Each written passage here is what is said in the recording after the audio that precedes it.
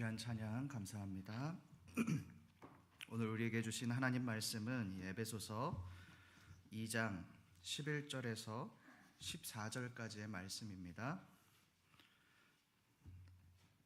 에베소서 2장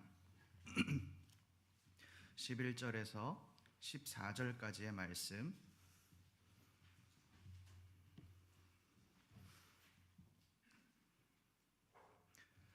저와 여러분들이 한 절씩 교독하시겠습니다. 그러므로 생각하라. 너희는 그때의 육체로는 이방인이요 손으로 육체에 행한 할례를 받은 무리라 칭하는 자들로부터 할례를 받지 않은 무리라 칭함을 받는 자들이라.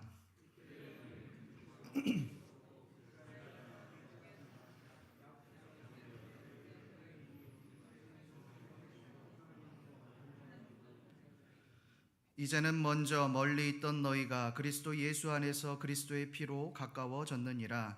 그는 우리의 화평이신지라. 둘로 하나를 만드사 원수된 것 곧 중간에 막힌 담을 자기 육체로 하시고.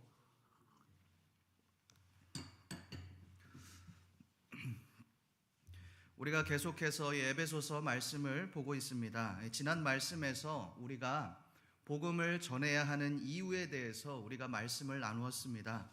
여러분, 우리가 복음을 전해야 하는 이유가 무엇이었습니까? 우리가 그것을 위해서 지음을 받았기 때문에 그렇습니다. 이 말은 우리의 창조 목적 자체가 하나님을 나타내기 위함이라는 말입니다. 하나님이 우리에게 자신의 하나밖에 없는 독생자 예수 그리스도를 내어주심으로 우리를 구원하신 것처럼 우리 또한 그러한 삶을 살아야 한다는 것입니다. 이것이 바로 우리가 선한 일을 행해야 하는 이유와 목적이었습니다. 특별히 오늘 말씀은 은혜를 받은 에베소 교인들이 어떠한 삶을 살아야 하는지를 보여주고 있습니다. 과연 에베소 교인들은 어떠한 삶을 살았습니까? 우리 오늘 말씀 이 11절 말씀을 함께 읽어보겠습니다. 시작. 그러므로 생각하라. 너희는 그때의 육체로는 이방인이요 손으로 육체에 행한 할례를 받은 무리라 칭하는 자들로부터 할례를 받지 않은 무리라 칭함을 받는 자들이라. 여러분, 이 11절 말씀을 한번 자세히 보십시오. 어떻게 시작합니까? 그러므로 생각하라. 도대체 무엇을 생각하라고 하는지 잘 모르겠습니다. 그러나 이 영어 성경에 보면 생각하라를 remember라고 그렇게 말을 합니다. 과거를 한번 기억해 보라는 것입니다. 마치 개구리 올챙이적 생각을 하듯이 너희가 과거에 어떠한 삶을 살았는지를 한번 되돌아 보라는 것입니다. 여러분, 이들이 어떠한 삶을 살았습니까? 육체로는 이방인이요 이방인의 삶을 살았습니다. 여러분, 에베소 교인들의 대다수의 사람들은 어떤 사람들입니까? 로마인이거나 아니면 헬라인들, 이방인들입니다. 그런데 이들은 자기 자신을 스스로 이방인이라고 부르지 않습니다. 이방인이라고 하는 것은 누구의 관점입니까? 유대인들의 관점입니다. 개역 한글에 보면 이 이방인들을 무할례당이라고 그렇게 이 말을 사용합니다. 무할례당, 할례를 받지 않는 사람들이라는 것입니다. 유대인들의 관점에서 볼 때 인간은 두 부류의 존재만 있었습니다. 유대인들과 비유대인들, 이 두 가지 관점만 존재했습니다. 이 두 부류를 임의대로 설정하고 유대인들은 하나님께서 선택한 선민들이요 이방인들은 선택받지 못한 멸망당할 족속이다라고 여겼습니다. 유대인들이 선민의식을 가지고 있었다는 것입니다. 그 표시가 무엇입니까? 바로 할례입니다. 할례를 받은 사람은 선택받은 하나님의 백성, 그렇지 못한 사람은 멸망받을 그런 사망의 자녀, 그렇게 여겼다는 겁니다. 그 기준이 바로, 그 구원의 기준이 바로 할례였습니다. 무할례당이라는 말도 그렇습니다. 무할례당이라는 말은 헬라어로 아크로비스티아라는 말인데 뜻은 포피라는 뜻입니다. 유대인들은 할례 받지 않은 그 이방인들을 향하여서 포피를 가진 사람들이라고 그렇게 불렀습니다. 굉장히 경멸하는 그런 말입니다. 오늘날로 치면 이방인들을 향하여서 엄마 아빠의 욕까지도 서슴지 않았다는 겁니다. 이 이방인들이 당하는 그런 상황이 바로 이런 상황이었습니다. 그만큼 유대인들은 할례를 구원의 필수 조건으로 삼았습니다. 그런데 여러분이 로마나 헬라 사람들, 그 이방인의 관점에서 할례는 어떠했겠습니까? 야만적인 거죠. 있을 수 없는 일인 겁니다. 복음이 이스라엘에만 머물렀을 때에는, 유대인들에게만 한정되었을 때는 아무런 문제가 없었죠. 그런데 문제는 복음이 온 유럽으로, 온 열방으로 퍼져나가기 시작하면서 다른 문화권의 사람들이 기독교를 믿고 그리스도를 믿고 회심했다라고 하는 데에 있습니다. 말씀 보겠습니다. 사도행전 15장 1절에서 2절까지의 말씀을 함께 읽어보겠습니다. 사도행전 15장 1절에서 2절입니다. 시작. 어떤 사람들이 유대로부터 내려와서 형제들을 가르치되 너희가 모세의 법대로 할례를 받지 아니하면 능히 구원을 받지 못하리라 하니 바울 및 바나바와 그들 사이에 적지 아니한 다툼과 변론이 일어난지라 형제들이 이 문제에 대하여 바울과 바나바 및 그 중에 몇 사람을 예루살렘에 있는 사도와 장로들에게 보내기로 작정하니라. 여러분, 유대인들은 할례를 받지 않으면 구원이 없다라고 그렇게 말을 했습니다. 그런데 이방인들은 이것을 받아들일 수가 없는 겁니다. 아무리 내가 그리스도를 믿고 회심은 했지만 이것만큼은 할 수가 없는 겁니다. 이것에 대해서 문제가 크게 일어나서 예루살렘에서 회의가 열렸습니다. 주요 안건은 할례와 구원을 연결시킬 수 있느냐는 겁니다. 그 결론이 무엇이었습니까? 우상의 더러운 것과 또 음행, 목매어 죽인 것과 피를 멀리하는 것을 권고하는 것으로 예루살렘 회의가 끝이 났습니다. 할례와 구원은 아무런 상관이 없다라는 것이 증명이 되었습니다. 그러나 여러분, 이 회의가 열리기까지 이방인 기독교인들이 얼마나 많은 핍박을 받았겠습니까? 얼마나 많은 모욕감을 느꼈겠습니까? 단지 할례를 받지 않았다는 이유로, 이스라엘 사람이 아니라는 이유로, 유대인이 아니라는 이유로, 이방인이라는 이유만으로 포피라고 하는 모욕적인 언사를 들으며 그 욕을 들으며 신앙생활을 이어온 그들의 모습을 한번 상상해 보십시오. 상상도 하고 싶지 않습니다. 여기에 깔려있는 내재적인 마음이 무엇이겠습니까?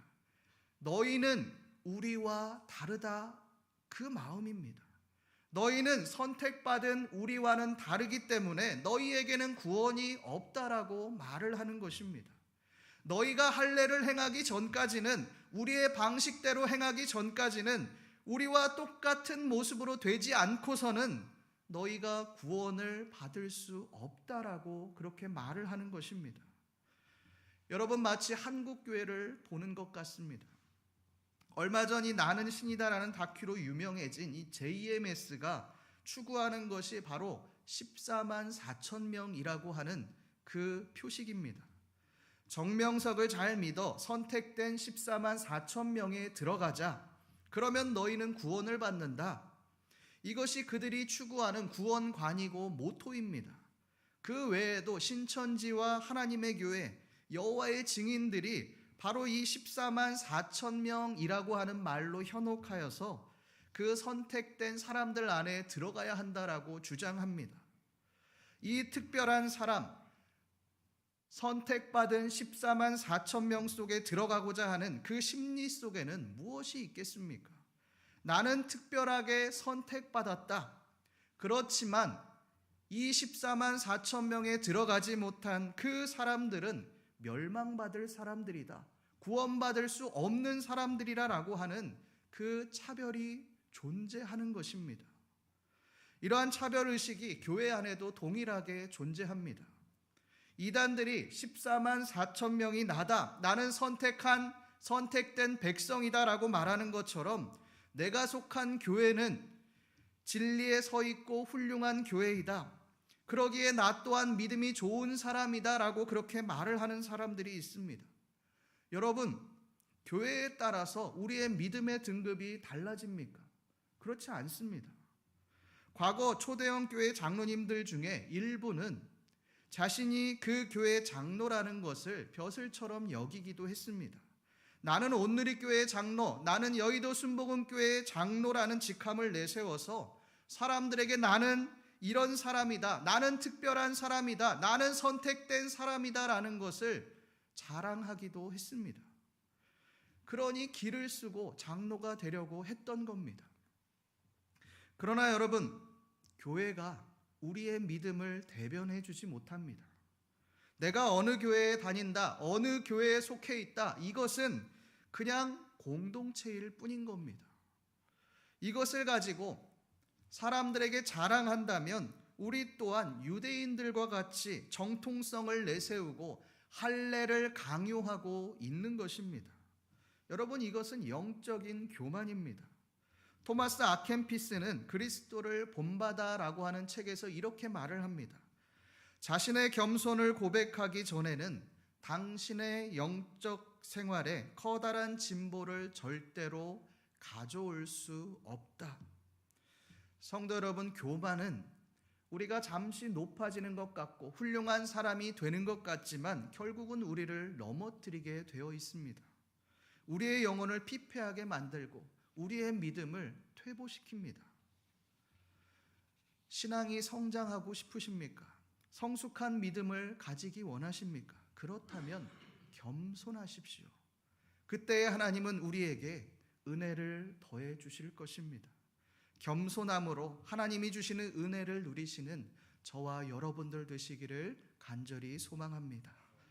계속해서 이 바울은 에베소 교인들이 처한 그 상황에 대해서 계속 말씀하고 있습니다. 우리 12절 말씀을 함께 읽어보겠습니다. 시작.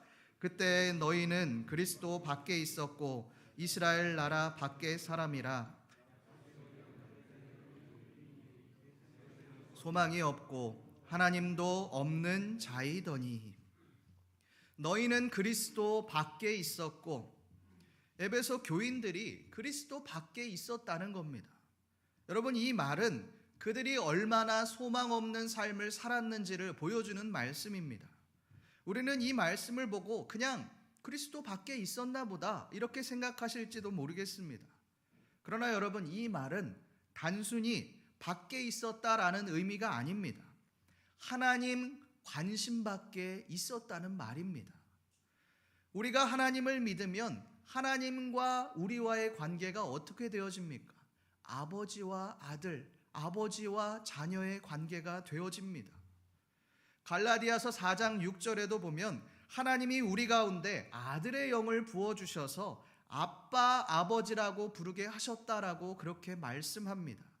아빠, 아버지, 우리를 아들로, 우리를 딸로 삼아 주셨다는 것입니다. 그런데 그 이전에는 어떠한 삶을 살았습니까? 하나님과 전혀 관계없는 그런 삶을 살았습니다. 그리스도 밖의 삶을 살았다는 것은 바로 이런 말입니다.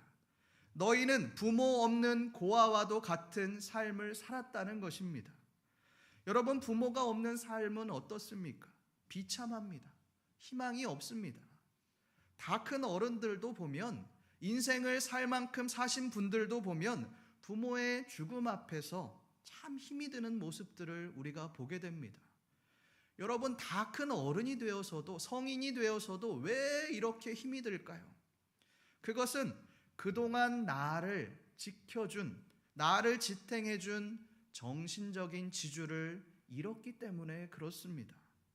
그런데 에베소 교인들의 삶이 이러했다는 것입니다. 부모가 없는 고아와도 같은 삶을 살았다는 것입니다. 여러분, 이것이 의미하는 바가 무엇입니까? 죽음입니다. 갓난 아기는 부모가 있어야만 살아갈 수가 있습니다. 왜요? 스스로 살 수가 없기 때문에 그렇습니다. 부모가 젖을 물리고 또 누군가 분유를 주어야지만 살 수가 있습니다. 그냥 그 상태로 스스로 내버려 두면 갓난아기는 죽습니다. 그런데 에베소 교인들의 상태가 바로 이랬다는 것입니다. 그냥 내버려 두면 죽는 멸망의 상태, 죽음의 상태에 이르렀었다라고 그렇게 말을 하는 것입니다. 그뿐만이 아닙니다. 말씀해 보면 세상에서 소망이 없고라고 그렇게 말씀합니다. 여러분, 이 말은 에베소라고 하는 도시와 어울리지 않는 말입니다. 왜요? 에베소는 정치와 상업, 무역에 있어서 아시아에 있어서 이 첫 번째 도시로 불릴 만큼 잘 나갔던 도시였기 때문에 그렇습니다. 국제적인 항구 도시로 각 나라에서 무역을 하기 위해 수많은 사람들이 몰려들었던 도시가 바로 에베소입니다. 그러다 보니 에베소에는 부자들이 많았고 부를 누리는 사람들이 굉장히 많았습니다. 성공한 사람들이 많았습니다. 여러분, 그러면 세상적으로 성공한 거 아닙니까? 성공한 삶을 살고 있는 것 아닙니까? 그런데 왜 바울은 그런 성공한 것 같은 그 사람들을 향하여 세상에서 소망이 없고라고 그렇게 말을 하고 있을까요? 그 뒤에 구절을 한번 보십시오. 하나님이 없는 자이더니라고 그렇게 말을 합니다. 그들이 세상에서 소망이 없는 이유는 하나님이 없는 삶을 살았기 때문에 그렇습니다. 그들이 물질이 없어서, 그들이 가난해서 소망이 없는 것이 아니라 하나님이 없는 삶을 살았기 때문에 그들은 소망이 없는 삶을 살았다는 것입니다. 물론 그들도 신을 섬겼죠. 아데미 여신을 숭배했습니다. 이 아데미는 그냥 신이 아니었습니다. 어마어마한 여신이었습니다. 아데미 신전 크기만 해도 길이 130m, 또 너비 67m에 달할 만큼 엄청난 신전이 바로 아데미 신전입니다. 아데미 신상을 조각하던 자들이 왜 바울에게 시위를 벌였는지, 소동을 일으켰는지 우리가 알 수 있는 대목입니다. 여러분, 그들이 왜 소동을 일으켰겠습니까? 아데미 신상과 관련된 그 산업 자체가 어마어마하게 컸기 때문에 그렇습니다. 지금도 이 아데미 신전은 세계 7대 불가사의로 지정될 만큼 엄청난 유물로 남아 있습니다.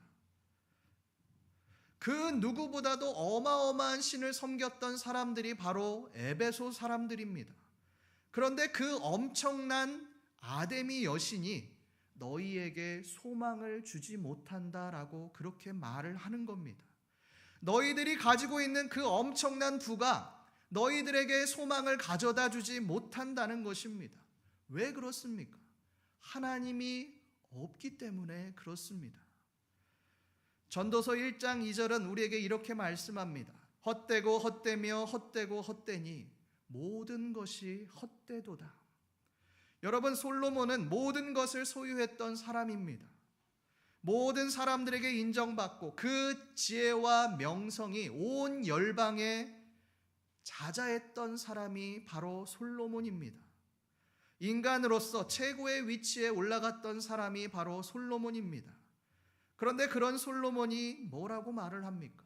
모든 것이 헛되다는 것입니다. 솔로몬이 이렇게 말을 하는 이유가 무엇입니까? 모든 것이 헛되지만 오직 하나님만은 영원하시기 때문에 그렇습니다. 여러분, 물질은 어떻습니까? 언제 어느 순간 없어질지 모릅니다. 우리나라 속담 중에도 부자 3대 못 간다는 말이 있습니다. 이 말은 물질이 얼마나 허망한 것인지를 알려주는 그런 속담입니다. 여러분, 물질은 영원하지 않습니다. 명예는 어떻습니까? 한순간에 무너지는 것이 명예입니다. 아무리 잘 나가는 사람도 한 번 실수하고 한 번 삐끗하면 그 명예가 순식간에 나락으로 가버립니다. 그러나 하나님은 영원하십니다. 변함이 없으신 분이십니다. 셰익스피어의 템페스트에 보면 이런 가사가 있습니다. 구름이 걸려있는 높은 탑들, 화려한 궁전들, 거룩한 교회당, 크나큰 지구, 그것이 물려받은 모든 것, 이 연약한 비둘기가 죽어가듯이 뜬구름 한 족과 남김없이 다 부서질 것일세. 우리는 다 꿈 같은 것으로 이루어지고 우리의 짧은 인생은 한숨의 잠과 같은 것일세. 여러분이 구름이 걸려있는 높은 탑들과 화려한 궁전들을 머릿속에 한번 그려보십시오. 아마도 타워 팰리스와 같은 또 으리으리한 고층 빌딩들이 떠올려지실 겁니다. 누구나 부러워하는 모든 사람이 꿈꾸는 화려한 건물주의 삶이 머릿속에 그려질 것입니다. 그러나 셰익스피어는 그것이 비둘기가 죽듯이 다 부서질 허무할 것이다 라고 그렇게 말을 합니다. 왜 그렇습니까? 언젠가는 다 무너질 것이기 때문에 그렇습니다.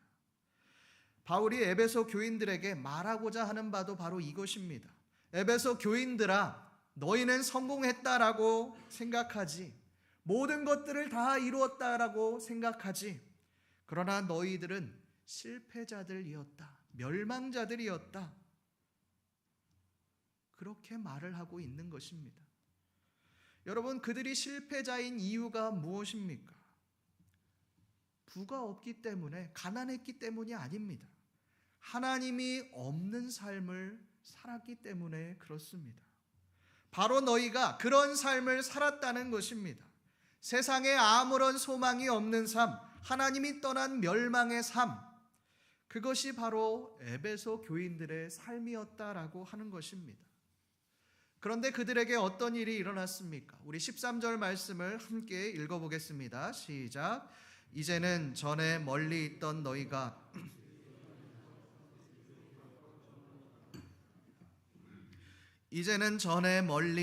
너희가 이전까지 하나님 밖에 있었던 아무런 소망이 없었던 그 에베소 교인들이 이제는 그리스도의 피로 가까워졌다라는 것입니다.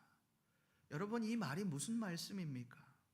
예수 그리스도께서 우리를 위해 죽으심으로, 우리를 위해 피 흘리심으로 우리가 한 형제요 자매가 되었다는 말입니다. 이전까지 구원은 이스라엘 백성들에게만 해당되는 그런 일이었습니다. 오직 그들에게만 허용된 것이 구원이었습니다. 그러나 예수 그리스도가 십자가에서 죽으심으로 그 보혈의 피로 유대인이나 이방인이나 동일하게 구원을 받게 되었다는 것입니다. 그리스도 안에서 한 형제요 한 자매가 되었다는 것입니다. 그 주체가 무엇입니까? 바로 예수 그리스도의 보혈의 피입니다. 그리스도의 희생이 우리를 하나 되게 하셨다라고 하는 것입니다.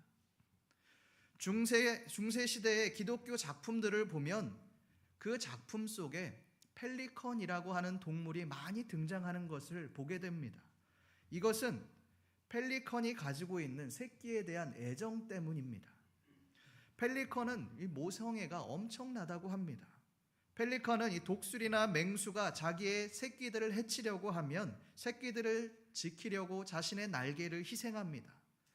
또 아니면 자신의 허벅지에 살을 떼어서 독수리에게 내어주기도 한다고 합니다. 그런데 한 가지 놀라운 사실은 이 펠리컨의 새끼들이 굶주렸을 때입니다. 그때가 되면 펠리컨은 새끼들이 굶어 죽을 위기에 처하면 새끼들을 살리기 위해서 자신의 가슴을 뜯기 시작합니다. 그리고 그 흘린 피를 새끼들에게 먹인다고 합니다. 그리고 자신은 어떻게 되겠습니까? 죽음을 맞이하는 겁니다. 그 전설 때문에 중세시대의 벽화를 보면 펠리컨이 많이 등장을 하는 것입니다. 성도 여러분, 예수 그리스도의 십자가 피는 바로 이런 것입니다. 펠리컨이 자신의 가슴을 찢고 피를 자기 새끼에게 먹일 때를 한번 상상해 보십시오. 그것은 엄청난 고통입니다. 차라리 죽고 싶을 만큼 고통스러울 것입니다. 그러나 자신의 새끼를 살리기 위해서 그 고통을, 엄청난 고통을 참아내는 것입니다. 나는 죽어도 내 새끼만 살릴 수 있다면 나는 어떻게 돼도 상관이 없는 것입니다. 여러분, 그런데 예수님이 그렇게 하셨다는 겁니다. 내가 죽음으로 너희만 살 수 있다면 나는 괜찮다. 내가 십자가에 못 박혀도 너희만 구원할 수 있다면 나는 어떻게 돼도 괜찮다. 나는 이런 고통은 참아낼 수 있다. 이 마음을 가지고 십자가에 피 흘려 돌아가셨다는 것입니다. 여러분, 우리가 무엇인데 우리를 이만큼 사랑해 주시는 겁니까? 우리는 이런 사랑을 받을 만한 자격이 없습니다. 그러나 하나님이 우리를 너무너무 사랑하시기에 펠리컨처럼 우리를 살려주신 것입니다. 자신의 몸을 희생해서 우리를 구원해 주신 것입니다. 우리를 멸망받을 백성에서 구원의 백성으로 살려주셨습니다. 이것이 바로 예수 그리스도의 피의 의미입니다. 성도 여러분, 예수 믿기 전 우리의 삶을 한번 되돌아보십시오. 우리는 아무런 희망이 없는 사람들이었습니다. 그저 하나님을 모른 채 죄인으로 살아갔습니다. 소망이 없고 공허한 삶을 살아갔습니다. 삶의 의미도 목적도 모른 채 그저 하루하루를 버텨내며 살아갔습니다. 그 끝이 무엇입니까? 죽음이고 멸망입니다. 그러나 하나님은 예수 십자가의 보혈로, 그리스도의 십자가의 피로 멸망으로 향하던, 죽음으로 향하던 우리를 살려내셨습니다. 우리를 사망에서 생명으로 건져내셨습니다. 이것이 바로 예수 그리스도의 피의 의미입니다.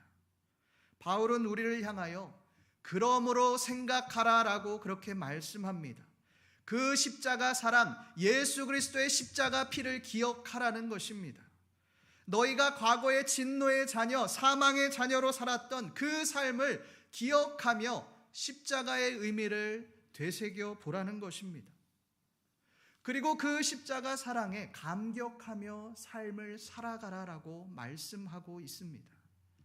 성도 여러분, 우리가 이제 사순절을 지나 고난주간을 보내게 됩니다. 우리는 얼마나 십자가를 기억하는 삶을 살아가고 계십니까? 혹시나 이 십자가 사랑을 잊고 살지는 않으십니까? 십자가 은혜를 당연한 것으로 여기고 계시지는 않으십니까?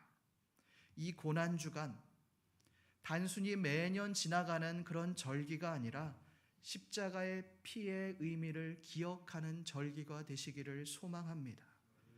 그리하여서 우리를 구원하신 예수 그리스도 사랑에 감격하며 살아가시는 신림교회 모든 성도님들 되시기를 간절히 소망합니다. 기도하겠습니다. 하나님 아버지, 죽기까지 우리를 사랑하신, 우리를 살리기 위해 자신의 몸을 내어주신 예수 그리스도의 십자가 보혈의 피를 기억합니다. 하나님, 우리가 사순절 또 고난주간을 보내고 있는 가운데 이 십자가의 의미가 단순히 지식으로 그치지 않게 하시고 우리의 삶에 깊숙이 깨달아지는 그러한 의미가 되어지게 하여 주시옵소서. 그리하여서 이 십자가 사랑에 감격하며 나를 구원해 주신 십자가의 은혜에 감사하는 삶을 살아가는 우리의 삶이 되어질 수 있도록 주여 도와주시옵소서. 감사드리며 살아계신 우리 주 예수 그리스도의 이름으로 기도드립니다. 아멘.